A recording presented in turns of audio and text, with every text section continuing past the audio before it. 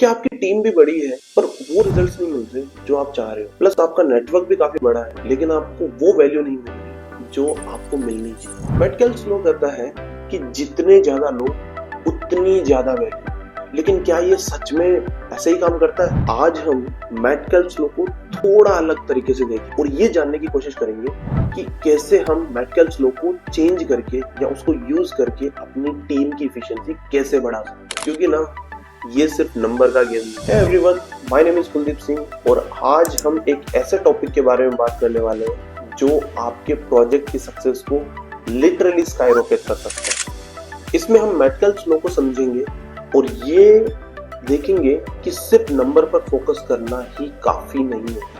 हम आपको देंगे एक यूनिक फ्रेमवर्क, हमारा प्रोजेक्ट एफिशिएंसी फॉर्मूला, जो आपको बताएगा कि कैसे आप सही लोगों से सही कनेक्शन बनाकर अपने प्रोजेक्ट की मैक्सिमम एफिशिएंसी निकाल सकते हैं। तो चलिए शुरू करते हैं।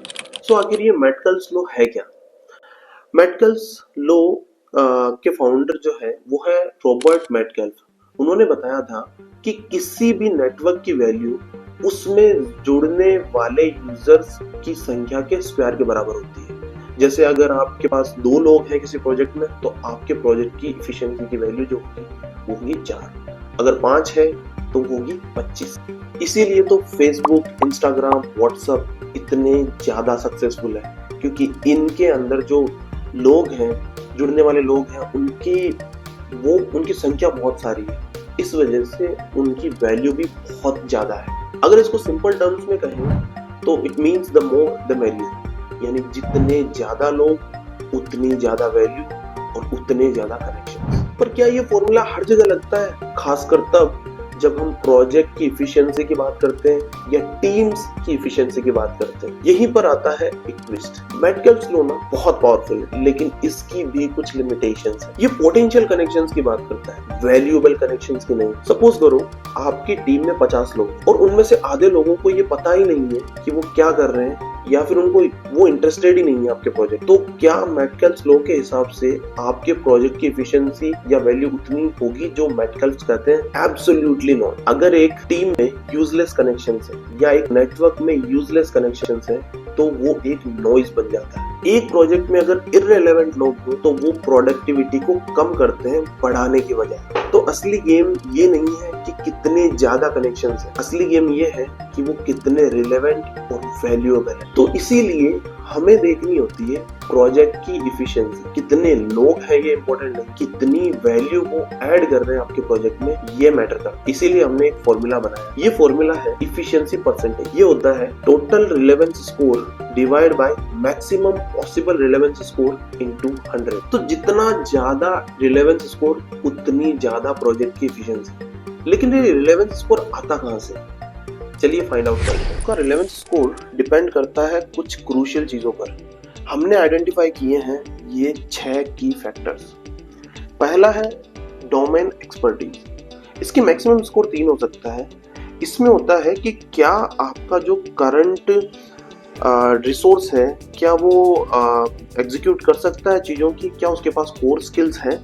दूसरा है कॉम्प्लीमेंट्री रोल। इसमें क्या उसके पास एग्जिस्टिंग स्किल के अलावा भी कुछ है। फॉर एग्जांपल, मैं एज अ गेम डेवलपर अगर मैं किसी और गेम डेवलपर को हायर करता हूं तो अगर उसके पास मेरे से हटके कुछ और स्किल है तो that really counts as a complementary role. Accessibility role ये डिपेंड करता है कि how easily can you communicate with that person and how responsive he is. Trust level depend करता है कि क्या आपने उसके साथ पहले कभी काम करा है, और अगर नहीं करा है और करा भी है तो क्या आप उसकी क्वालिटी, काम की क्वालिटी पे भरोसा कर सकते हो। इंटरेस्ट लेवल ये बहुत इंपॉर्टेंट है। ये बताता है कि क्या सामने वाला रिसोर्स, क्या वो जेन्युइनली इंटरेस्टेड है आपकी टीम या आपके प्रोजेक्ट का पार्ट बनने के लिए। और सबसे लास्ट जो आता है वो है स्ट्रेटेजिक लेवरेज।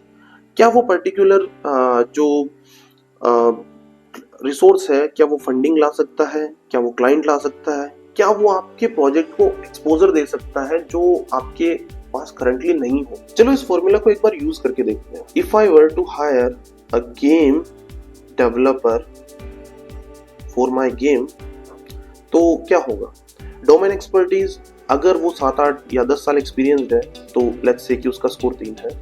कॉम्प्लीमेंट्री रोल, वो गेम डेवलपर है और मैं भी एक गेम डेवलपर हूँ, तो देयर आर चांसेस अगर उसके पास कोई भी स्किल ना हुई दूसरी other than coding end game developing, तो वो मेरे लिए कॉम्प्लीमेंट्री रोल 0 करेगा। तो अभी फिलहाल के लिए लेट्स टेक इट टू 1, अगर उनके पास कुछ communication skills and other skills हुई तो। एक्सेसिबिलिटी रोल ये बताता है कि क्या मैं उसके साथ, क्या वो रिस्पॉन्सिव अच्छा कर रहा है, क्या मैं उससे इजीली कम्युनिकेट कर पा रहा हूँ। लेट्स से कि हम फुल टाइम काम कर रहे हैं, तो इसको एक ले लेते हैं। ट्रस्ट लेवल, क्या मैंने उसके साथ पहले कभी काम करा है या अभी रिसेंटली उसके साथ काम करना शुरू करा है, क्या मुझे उसके प्रोजेक्ट के काम करने के तरीके के बारे में पता है। लेट्स से कि मैं उसको पिछले कुछ 3 या 4 महीने से जानता हूँ, तो वी कैन से कि यार इतना ज्यादा अपन नहीं, मतलब उसके रिजल्ट्स पे अभी अपन उतना ट्रस्ट नहीं कर सकते। इंटरेस्ट लेवल, क्या वो प्रोजेक्ट पे जेन्युइनली इंटरेस्टेड है। देखो पैसा अगर देते हो तो इंटरेस्ट लेवल की ये चीज ही हट जाती है, बट दिस रियली मैटर्स। अगर वो आपके प्रोजेक्ट में इंटरेस्टेड है, उनको मजा आ रहा है काम करने में, तो it's gonna be a huge leverage for you. तो लेट्स से कि उनको बढ़िया लग रहा है एंड एवरीथिंग, तो इसमें 1 नंबर। स्ट्रेटेजिक लेवल, क्या वो फंडिंग ला सकते हैं, क्या वो क्लाइंट ला सकते हैं, क्या वो एक्सपोजर कर सकते हैं। गेम डेवलपर है, आई डोंट थिंक सो, तो 0। तो इसका टोटल रिलेवेंस स्कोर जो बनता है 6.5, तो ये बनता है 6.5। अभी क्या ये सिंगल पर्सन, ये एक क्वांटिटी है, क्या इससे मेरी एफिशिएंसी निकल सकती है? नहीं, हमें एटलीस्ट 2 रिसोर्सेज लेने ही पड़ेंगे to get the maximum efficiency, क्योंकि मैटकेल्स लॉ में भी minimum number of users should be greater than 2। तो लेट्स से कि मैंने एक और कोई डिजाइनर वगैरह उसको करा, तो उसकी एफिशिएंसी समथिंग 8 बन के आई।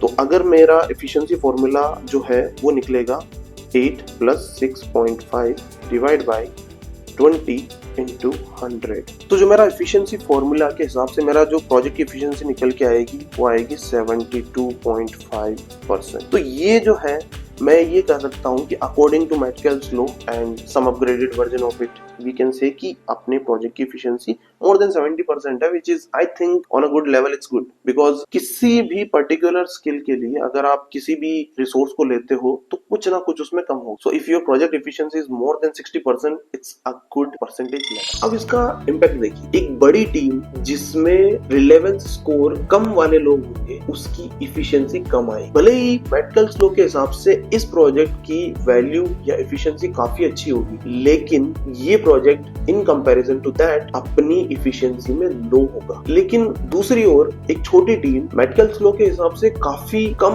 वैल्यू दिखाएगी, लेकिन अगर उसमें रिलेवेंस स्कोर काफी ज्यादा हुआ तो आपके प्रोजेक्ट की एफिशिएंसी और उसकी वैल्यू काफी हाई होगी और ये टीम आपको बेटर रिजल्ट देगी, एफिशिएंट रिजल्ट देगी और कम हेडेक्स के साथ देगी। तो सिर्फ कनेक्शन बनाना या लोगों को जोड़ना मैटकेल्स लॉ का हाफ ट्रूथ है। पूरा सच तब आता है जब रिलेवेंस और एफिशिएंसी को प्रायोरिटी देते हैं। उम्मीद करता हूँ कि आपको ये वीडियो पसंद आया होगा और मैटकेल्स लॉ को देखने का एक नया पर्सपेक्टिव मिला होगा। इफ यू थिंक ये वीडियो आपके लिए वैल्यूएबल है तो लाइक बटन जरूर दबाना और सब्सक्राइब जरूर करना। कमेंट करके बताना कि आपकी टीम में सबसे रिलेवेंट पर्सन कौन है और क्यों, यूजिंग दिस फॉर्मूला। और ऐसे ही इंसाइटफुल कंटेंट के लिए सब्सक्राइब करना मत भूलिए। सो बिल्ड एफिशिएंटली।